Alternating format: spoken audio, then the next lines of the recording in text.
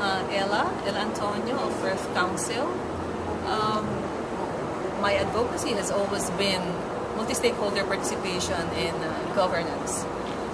And here, it's important that we look at governance as being framed by an ethical framework. And that's one reason why we have been pushing for the adoption of Earth Charter principles, because it's important that, especially in government people will really be guided by a set of principles that will make their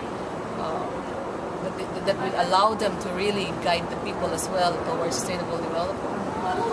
Precisely what we have been pushing for, that as governments do their work in policy making, planning, program implementation, it's important that the people are actually participating in the process. Because after all, it's the people who are the stakeholders. They are the ones who are on the ground, know better what's in there, and they're the ones also who will be benefiting from any good governance that may be applied to them. And they really must be part of the whole process. And as I've said, all of this, even the relationship between government and civil society or the people or the stakeholders, will have to have some kind of a framework, also an ethical guide.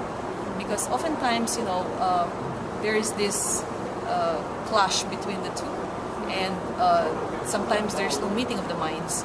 But if there is some kind of a framework that tells them, hey,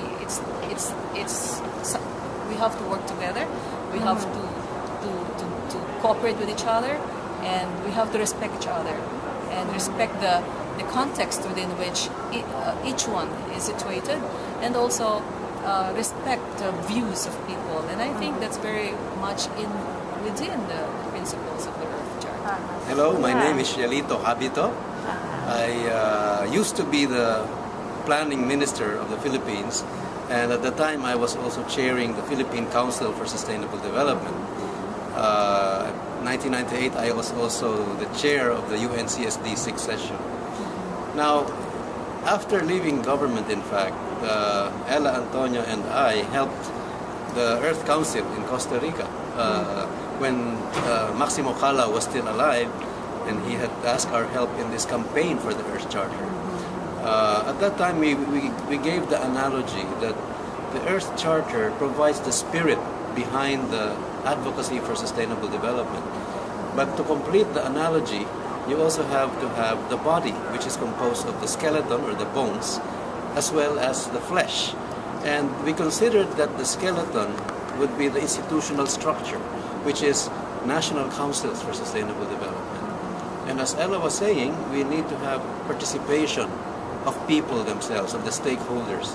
And that's why non-state actors have to be part of this governance mechanism that now we often call the NCSDs, or National Council for Sustainable Development. That provides the structure or the skeleton or bones for the work. The flesh comes from what needs to be done, and this is embodied in the national strategies for sustainable development. Now, and many countries call it their own national Agenda 21, because the global document, of course, was Agenda 21. And so the Earth Charter completes the picture with the spiritual part of it. You need an ethical framework, a set of ethical principles that are hopefully universally supported, which the Earth Charter, in fact, is offering.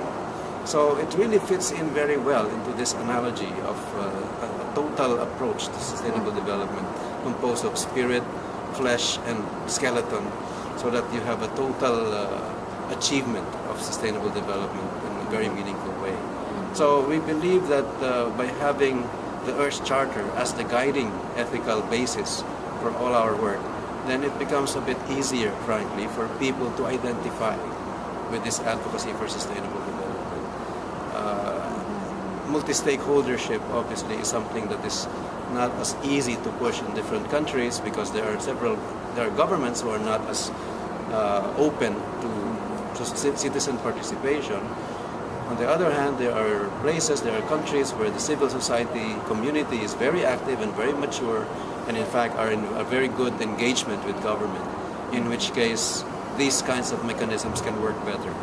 And we in the Philippines are particularly proud that we were the very first in the world to establish a multi-stakeholder National Council for Sustainable Development very soon after Rio Earth Summit in 1992. Because ours was established September 1, 1992, just a couple of months after the Rio Summit itself happened.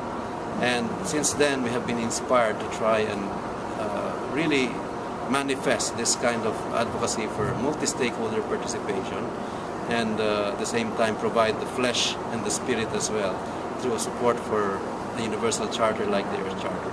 So we really hope that we can continue being able to promote the Earth Charter so that people will have this ethical basis for operationalizing sustainable development in their daily activities, in various circles that we move around in, whether professionally, personally, in our communities.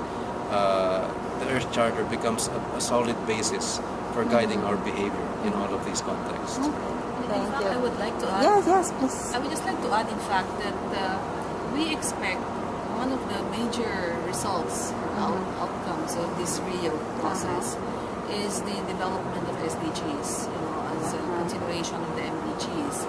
And I think, and in fact, I already said earlier that the Earth Charter becomes even more important in the SDGs because we need a framework as well, an ethical framework for the SDGs. We have these goals, but exactly what these goals are will have to be guided by an ethical frame. So I think it's important that we continue to promote the Earth Charter principles and make sure that this gets into the discourse, the SDG discourse, and the development of the different targets, goals, and indicators for sustainable development. So the work doesn't end now. In fact, I think we need to do a bit more in order to make sure that sustainable development really proceed, in a way that we want to, and help provide a better quality of life for